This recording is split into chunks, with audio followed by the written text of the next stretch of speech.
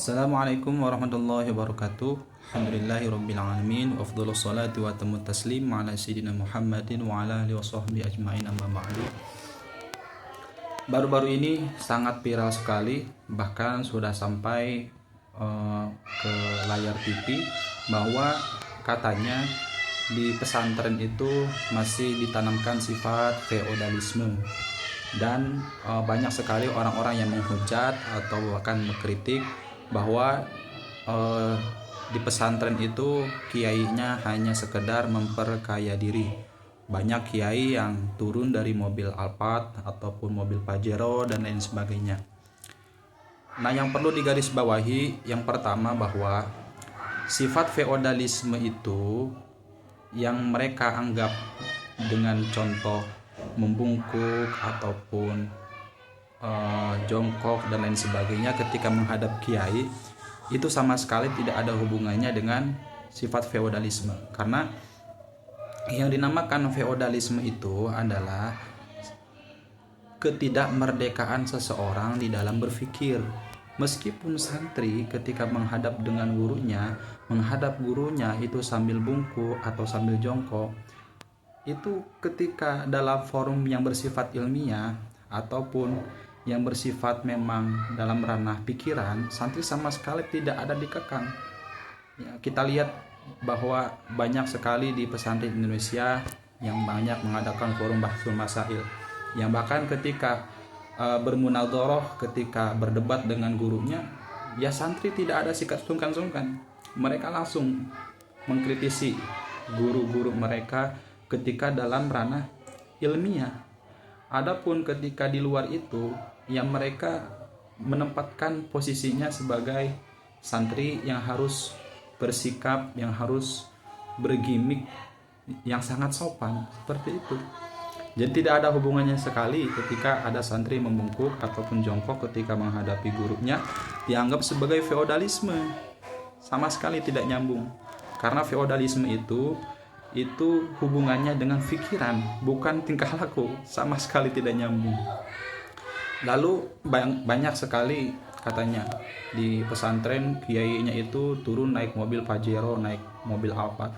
Mereka mungkin menyangka bahwa kiai-kiai di pesantren, nyai-nyai di pesantren itu hanya ngajar. Padahal kalau kita cari tahu bahwa para kiai, para ajengan itu banyak yang terjun di dunia usaha, banyak terjun di dunia bisnis. Jadi mereka itu mendapati kelebihan harta itu ya mereka dari hasil kasar mereka sendiri. Adapun misalkan ada santri yang memberikan amplop, yang memberikan uang kepada gurunya, yaitu tidak ada sifat paksaan sama sekali dari gurunya, tidak ada perintah dan tidak ada sindiran sama sekali. Itu memang benar-benar pure kerelaan dan inisiatif dari santri itu sendiri. Sama sekali saya pun tidak pernah diperintahkan oleh guru saya untuk memberikan amplop, untuk memberikan uang ketika mendatangi guru, sama sekali. Dengan silaturahmi pun guru itu sangat merasa sangat senang didatangi oleh santrinya. Jadi tidak ada sama sekali. Dan pula perlu digarisbawahi, di pesantren itu kebanyakan, khususnya di pesantren Salafiyah, para pesantren tradisional, untuk biaya keseharian, biaya mingguan ataupun biaya syahriahan itu bahkan ada yang sama sekali tidak ada biaya. Sama sekali tidak ada biaya. Bahkan sampai donatur pun tidak ada. Sama sekali tidak ada. Jadi ada yang mengatakan dana hibah dari pesantren dipakai untuk korupsi dan lain sebagainya. Dari sekian puluhan ribu pesantren, itu paling ada berapa pesantren yang mendapatkan hibah. Nah, kemudian setelah itu ya, lalu kalau misalkan mendapatkan dana hibah untuk apa? Misalkan mengajak santri ataupun menyuruh santri itu untuk membantu melakukan proses pembangunan seperti ngecor, kalau untuk santri putrinya itu masak dan lain sebagainya.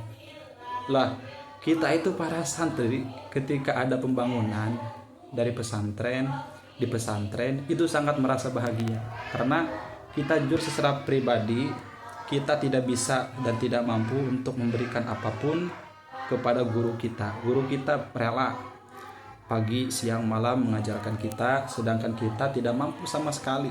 Karena untuk saya pribadi masuk ke pesantren itu sama sekali tidak ada biaya untuk pesantren, untuk operasional tidak ada, pure untuk makan sehari-hari. Jadi dikatakan korupsi itu sangat tidak, sangat jauh ya. Adapun misalkan memang ada di sebagian pesantren, yaitu oknum, paling bisa dihitung berapa jari. Ketika ada satu kejadian yang tidak diinginkan tadi, bukan berarti semua pesantren itu ya seperti itu.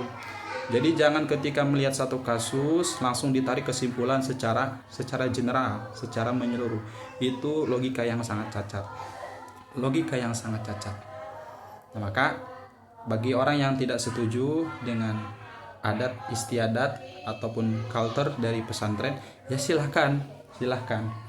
Ya, akan tetapi mau bagaimanapun kami di pesantren, intinya khususnya saya secara pribadi tidak pernah merasa sama sekali diperbudak atau sebagai orang yang masuk dalam ruang lingkup feodalisme, sama sekali tidak seperti itu. Mungkin itu yang ingin saya sampaikan. Wallahu a'lam bishawab. Assalamualaikum warahmatullahi wabarakatuh.